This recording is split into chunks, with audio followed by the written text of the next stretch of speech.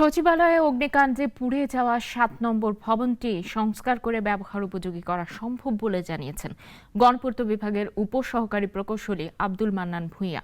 দুপুরে সচিবালয়ের চত্বরে সাংবাদিকদের এক প্রশ্নের জবাবে তিনি কথা জানান।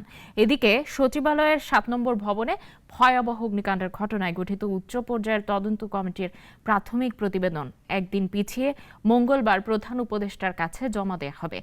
বিকালে স্বরাষ্ট্র মন্ত্রণালয়ের সিনিয়র সচিব নাসিমুল গনি সাংবাদিকদের এই তথ্য জানান।